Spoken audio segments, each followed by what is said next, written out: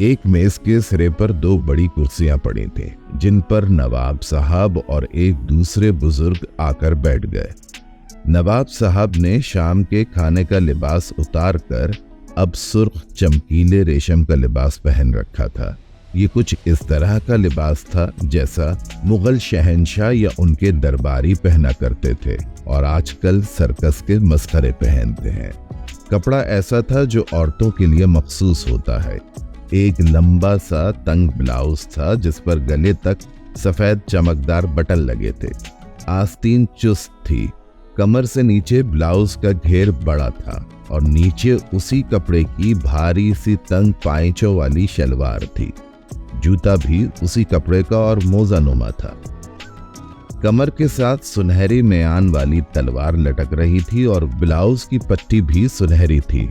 उनके मुलाजिम खास ने एक बड़ी सी सुर्ख टोपी जिस पर सुनहरा काम किया हुआ था लाकर उनके सामने मेज पर रख दी।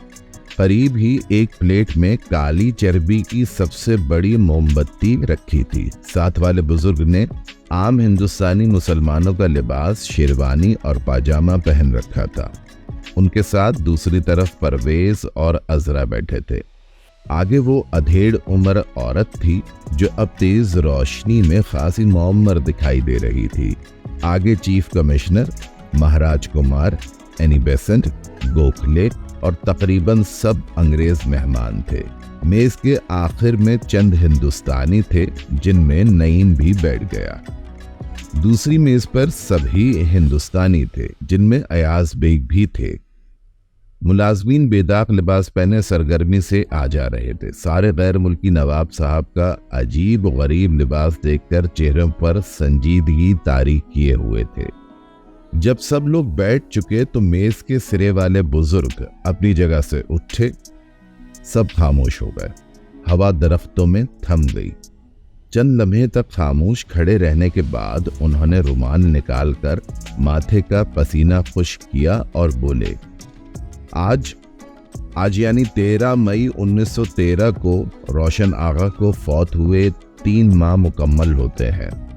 मैं ख़ानदानी रिवायत के मुताबिक और इस हैसियत की रूह से जो मुझे सौंपी गई है, नवाब गुलाम मोहिउद्दीन खां ऑफ रोशनपुर के रोशन आगा के लक़ब का सही हकदार होने का ऐलान करता हूँ। तकरीर ख़त्म करके उन्होंने जल्दी से सुर्ख टोपी उठाकर नवाब साहब के सर पर रख दी, जिसने आंखों तक उनका चेहरा छुपा लिया। परवेज और अजरा उठकर अपने बाप की तरफ बढ़े, लेकिन उससे पहले दूसरे बुजुर्ग ने जलती हुई तीली उनकी तरफ बढ़ाई, जिसकी मदद से उन्होंने अपने आगे की स्याह मोमबत्ती रोशन की।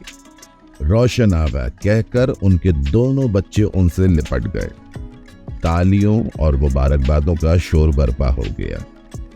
गैर मुल्की जो अब तक जब्त किए बैठे थे, रोशन आगा की हियत गुजाई पर अब दिल खोल कर हंस रहे थे। रोशन आगा अपने दोनों बच्चों को थामे झुक झुक कर मुबारकबाद वसूल कर रहे थे।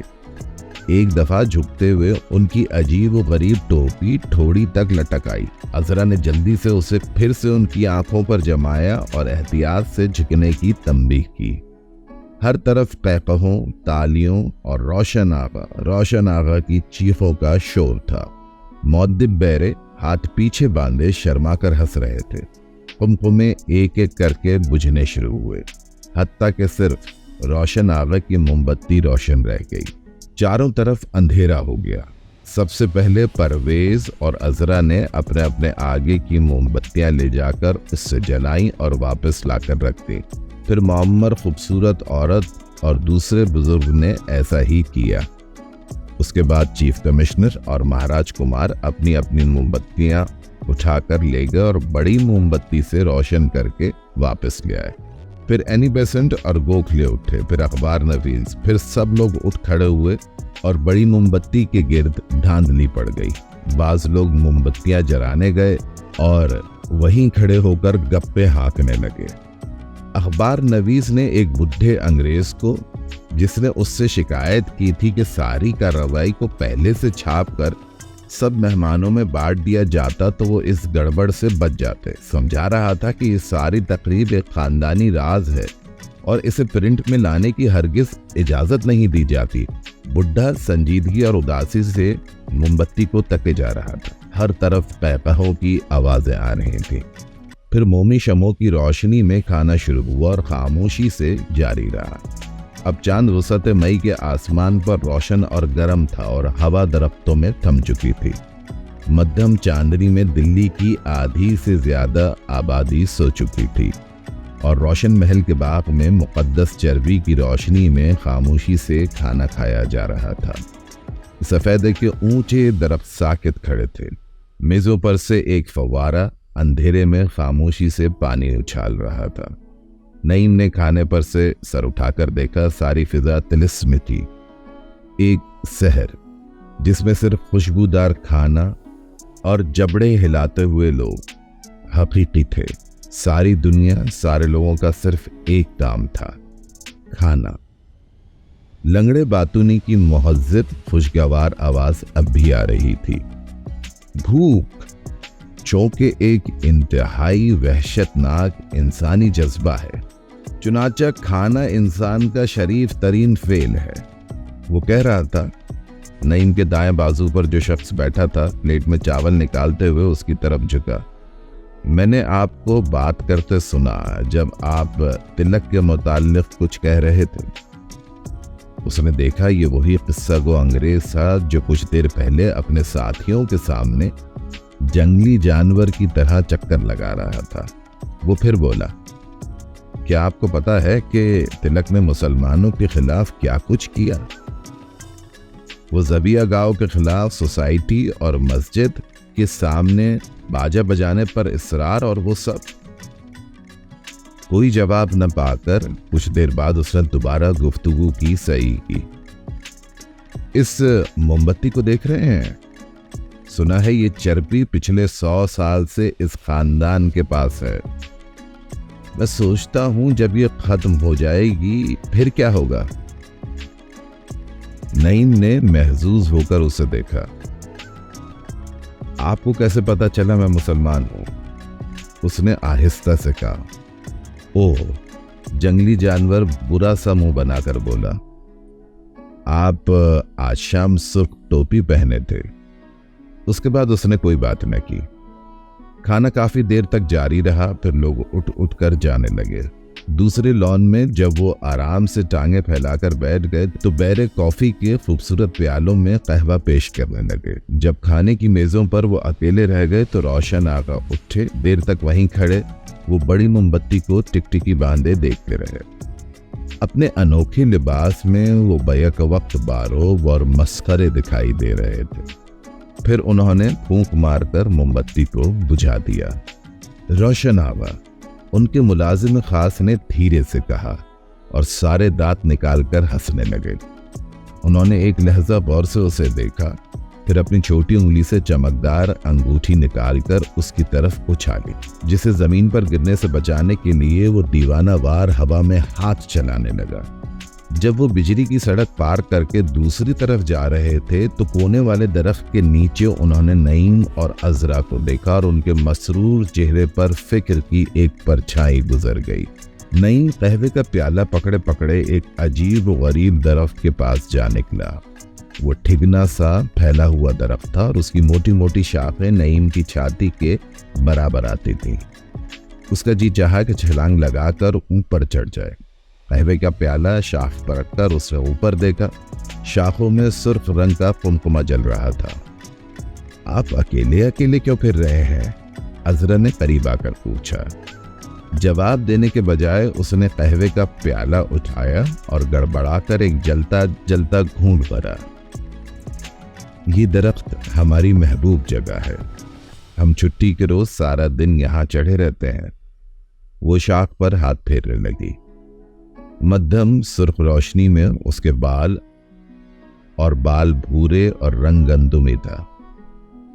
اس کا بازو جو شاخ پر رکھا تھا گول اور صحت مند تھا اور تنگ آستین میں سختی سے پھنسا ہوا تھا۔ بے اختیار نعیم کا جی چاہا کہ اس ابھری ہوئی جگہ کو چھوئے جہاں سے آستین نے جلد کو دبا رکھا تھا۔ وہ شاخ پر ہاتھ پھیرنے لگا۔ آپ کی کافی گرم ہے؟ کچھ زیادہ ہی گرم ہے، نعیم نے کہا۔ اوہ۔ وہ اسی طرح سر پیچھے پھینک کر ہنسی، جیسے شام کے وقت برآمدے میں ہنس رہی تھی۔ اس کی گردن چوڑی ہو گئی اور نرخرا تیزی سے کانپنے لگا۔ وہ بے حد جاندار ہنسی تھی۔ آپ کا منہ جل گیا، نعیم برا سا منہ بنا کر ہنسا۔ یہ بہت اچھا ہوا، وہ اسی جارحانہ انداز میں خوشی سے بولی اور دونوں ہاتھ اوپر باندھ کر شاخ کے ساتھ جھول گئی۔ ارے دفتن وہ جھینپ گئی، مجھے ایسا نہیں کرنا چاہیے۔ روشن آغا ناراض ہوں گے، وہ ہمیشہ مجھے اس پر چڑھنے سے منع کرتے ہیں۔ آپ خفا تو نہیں ہوئے؟ میں نے آپ سے مذاق کیا، وہ قہوہ پیتی ہوئی بولی۔ نہیں، لیکن آپ میرا قہوہ پی رہی ہیں۔ ارے اوہ، وہ سادگی سے ہنس پڑی۔ لائیے، آپ کے لیے اور لاتا ہوں۔ میں یہی پیوں گا۔ یہی؟ اس نے آنکھیں پھیلا کر پوچھا۔ ہاں یہی۔ حیرت کے مارے اس کی آنکھیں اور زیادہ پھیل گئیں، پھر اس نے آہستہ سے کہا، پیالے بالکل ایک جیسے ہیں۔ وہ خاموشی سے کھڑے قہوہ پیتے رہے۔ سامنے سے باتوں کا شور آہستہ آہستہ اٹھ رہا تھا، ہوا میں خنکی آ گئی تھی، عذرا کے بال پیچھے کی طرف اڑنے لگے۔ نعیم خاموش کھڑا اس کے بازو اور گردن کو دیکھتا رہا۔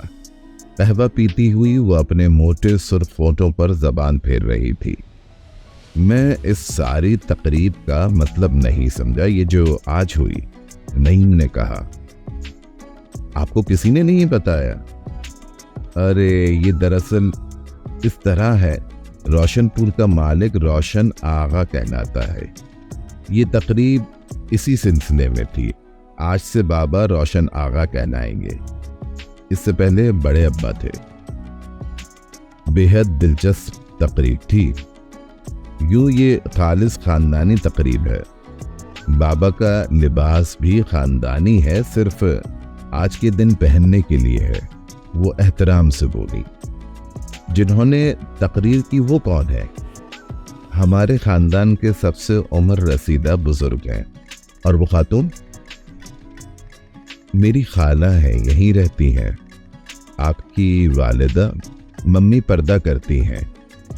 اس نے پیالہ خالی کر کے شاخ پر رکھتے ہوئے اچانک نعیم سے پوچھا، آپ انگریزی لباس پہنتے ہیں؟ ہاں، اتوار کو ہم پرویز کے BA کرنے کی خوشی میں پارٹی کر رہے ہیں، آپ آئیں گے؟ آ جاؤں گا، ضرور، یاد رکھیے گا 5 بجے شام۔ اچھا، ضرور، اس نے پھر کہا۔ نعیم ہنس دیا۔ شب بخیر۔ وہ سبزے پر سے گزر کر روشن آغا کی طرف چلی گئی۔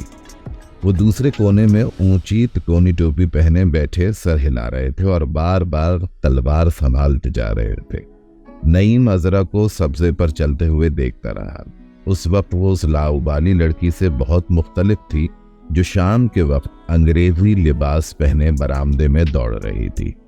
بڑی شدت سے یہ خواہش نعیم کے دل میں پیدا ہوئی کہ وہ مڑ کر اس کے پاس چلی آئے اور وہ اس کے ہونٹوں، بازوؤں اور گردن کو قریب سے دیکھے۔ کچھ دیر کے بعد وہ جا کر ایاز بیگ کے پاس بیٹھ گیا، جو لنگڑے باتونی کو کسی عمارت کی تعمیری نقائص کے بارے میں بتا رہے تھے۔ اسے خاموشی سے ایاز بیگ کی باتیں سنتے ہوئے پا کر نعیم کو دکھ ہوا۔ آدھی رات کے قریب مہمان رخصت ہونا شروع ہوئے۔ روشن آغا کو شب بخیر کہہ کر جمائیاں لیتے اور ڈکاروں کو روکتے ہوئے وہ اپنی اپنی سواریوں میں جا کر بیٹھنے لگے۔ نچلے طبقے کے چند لوگ ابھی تک شور مچا کر روانہ ہوتی ہوئی موٹر کاروں کو دیکھنے کے لیے باہر کھڑے تھے۔ جب نعیم ایاز بیگ کے ساتھ آخر میں شب بخیر کہہ کر اپنی بہلی کے قریب آیا تو اسے نیند آ رہی تھی اور زیادہ کھا جانے سے پیٹ بھاری ہو رہا تھا۔ سوار ہونے سے پہلے ایک طاقتور خواہش کے تحت مڑ کر اس نے سارے روشن محل پر نظر دوڑائی۔ باغ میں صرف نوکر خاموشی سے پھر رہے تھے اور برآمدہ سنسان پڑا تھا۔ درختوں میں سرخ قمقمے زور زور سے جھول رہے تھے۔ وہ بے دلی سے اچک کر ایاز بیگ کے برابر بیٹھ گیا۔ عذرا نے اتوار کی شام کو دعوت دی ہے چائے کی، اس نے کہا۔ جواب کے بجائے چند مچھر اس کے چہرے سے ٹکرائے۔ اس نے چچا کی طرف دیکھا۔ ان کا کھلا سپاٹ معمولی خد و خال کا چہرہ تھا، جیسا عام کام کرنے والے لوگوں کا ہوتا ہے۔ اس پر کوئی گہرائی نہ تھی، اس پر ہر تاثر صاف واضح ہو جاتا تھا۔ وہ چونک اٹھا۔